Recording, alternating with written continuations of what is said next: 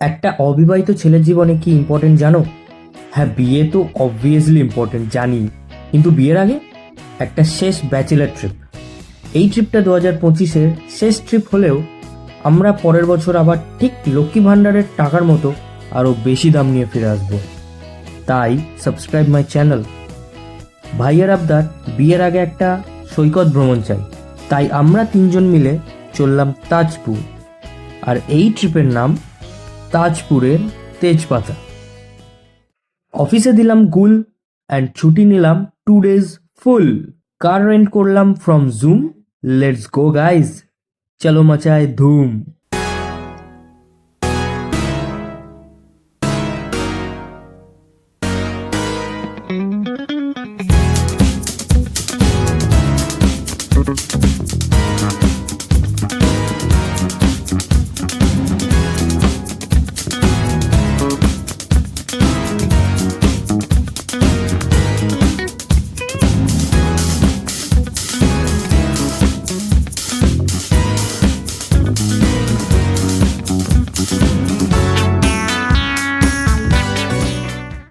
প্রথম সমুদ্র দেখে মন হয়ে গেল উৎফুল্ল, আর তিনজনের পেয়ে গেল একসাথে খিদে।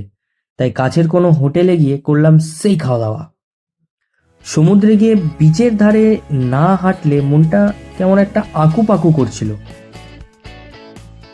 কিন্তু বিচে গিয়ে ছাপড়িদের কাণ্ড কারখানা দেখে ঠিক পোষালো না, তাই টাকা না দিয়েই চলে এসেছে।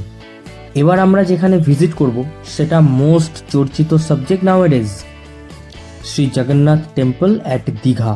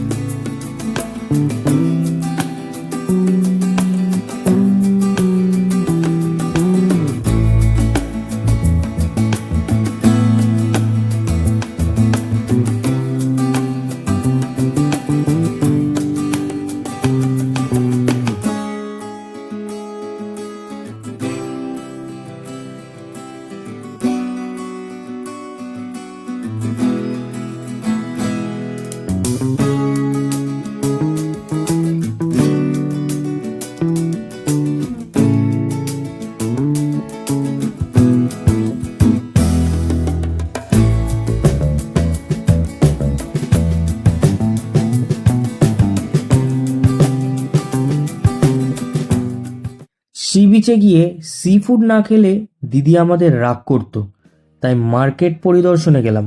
শিল্প যাতে লসে না যায় তাই কাকাকে কটা আইটেম অর্ডার দিয়েই দিলাম, আর সাথে এমন মাহौल পুরো তাজপুরের তেজপাতা কেস। ওয়েট, পিকচার अभी बाकी है मेरे दोस्त। Next morning we visit one of the loneliest beach at Tajpur.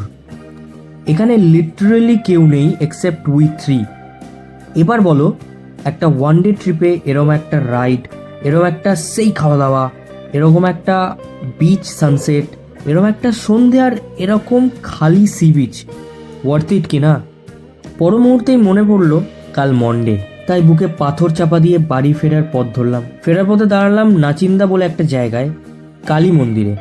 পরে গুগল করে জানলাম NH 116B এর ওপর অবস্থিত এই মন্দির প্রায় 150 বছরেরও পুরনো। ভক্তরা এখানে নিজের মনস্কামনা জানিয়ে যায়। তাছাড়াও ভক্তরা এখানে নতুন গাড়ি পুজো দিতে আসে। এখান থেকে বেরিয়ে রওনা দিলাম সোজা বাড়ির দিকে। ট্রিপটাও এখানে শেষ হলো। আর তোমরা যদি এরকম ট্রিপের মজা বাড়ি বসে নিতে চাও, then follow me on everywhere.